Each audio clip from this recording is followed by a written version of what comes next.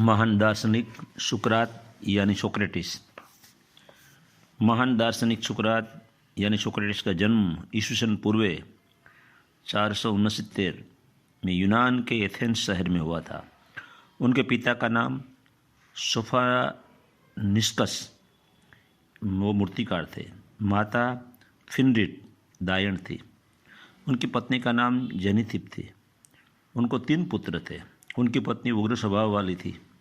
उनको प्रमुख शिष्यों में एटिस्थेनिस, अफलातून यानी प्लेटो, तीसरा यूक्लिड थे और एटिस्थेनिस के शिष्य डायोनिस थे और प्लेटो के शिष्य अरस्तु ग्रीक के दार्शनिक थे।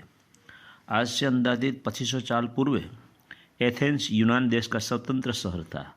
यूनान देश ज्ञान, विज्ञान, संस्कृति और दर्शन यह तमाम क्षेत्र में आगे था। एथेंस शहर को यूनान की रानी कहते थे। यह अत्यंत समृद्ध और सुंदर शहर में सुकरात की चेतना का अवतरण हुआ। उनके पिता मूर्तिकार थे। माता दायण की कामगिरी करती थी। धुनी मगज के सुकरात का बाह्य देखाव विचित्र था। सिर पर चमकती टाल, बड़ा नाक, बड़ी आंखें, काला कोट और गुच्छेदार दाढ़ी थी। वह अलगारी का महात्मा एथेंस की गलियों में घूमते रहते थे। उनकी वाणी सुनने के लिए युवक युवतियों उनके पास खींचकर चले आ रहे थे। सुकरात की वाणी क्रांतिकारी थी। उनके सत्य शब्दों में इतनी ताकत थी कि सुनने वालों के हृदय में प्रवेश कर जाती थी। सुकरात सैनिक भी रह चुके थे। उनकी सहन शक्ति गजब की थी। युद्ध की सैनिक छावनी में वो 24 घंटे खड़े रहे थे। सतत चिंतन मनन और जिज्ञासु से सतत मिलते रहते थे। एक बार ऐसा हुआ, एक जिज्ञासु के साथ ज्ञान चर्चा में वो मशगूल थे। तब उनकी पत्नी जेनिथिप चाय लेकर आई। थोड़ी देर चाय लेकर खड़ी रही। उनका स्वभाव कर्कश और उग्र था। जेनिथिप को पति पर ऐसा गुस्सा आया कि गर्म चाय सुकरात के मुंह पर डाल दी। सुकरात का आधा चेहरा जल गया। सुकरात बिल्कुल शांत रहे। मित्रों से कहते थे, तुम जरूर शादी करना। पत्नी का स्वभाव अच्छा होगा तब आप खुशहाल जिंदगी जिएंगे, और झगड़ालू क्रोधी स्वभाव की पत्नी मिले तब आप दार्शनिक बन जाओगे। सुकरात ने कुछ लिखा नहीं। वो लोगों से सीधी बातचीत ही करते थे। प्लेटो के शिष्य अरस्तु ने उनकी वाणी का संकलन किया। सुकरात को बचपन से ही आकाशवाणी सुनाई देती थी। उनको दिव्य सपन आते थे।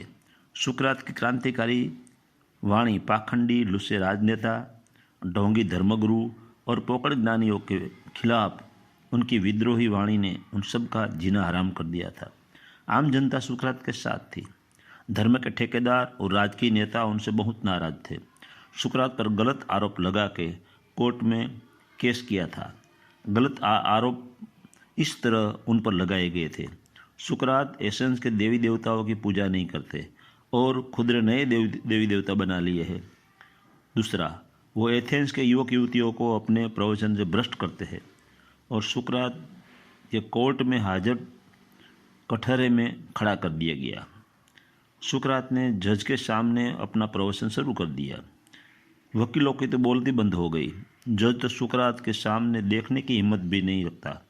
ऐसी सत्य सबर अनुभव वाणी उनकी थी। फिर राजकीय नेता, धर्मगुरु और जज वकीलों ने मिलकर सुकरात को देहात दंड देने के लिए योजना बनाई। कोर्ट में 501 लोग हाजिर थे। उनका मतदान कराया गया।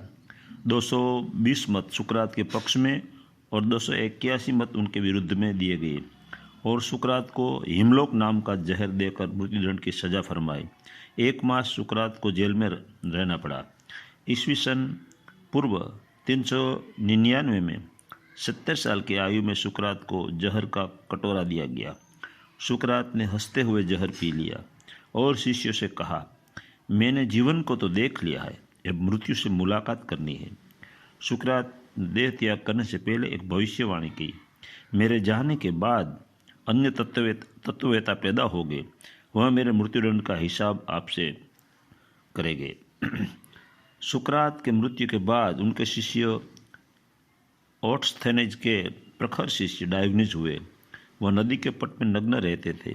बादशाह सिकंदर उनको मिलने के लिए गए थे। सिकंदर उनके सामने अपने को सम्राट नहीं भिखारी महसूस करते थे। स्वेच्छा से जहर पी मौत को भेंटने वाले सुकरात ने यह साबित कर दिया कि सत्य को कभी मारा नहीं जाता। सुकरात एक महात्मा लेखिका डॉक्टर शोभा ने दिल्ली से हिंदी में एक किताब निकाली है, वो पढ़ने जैसी है।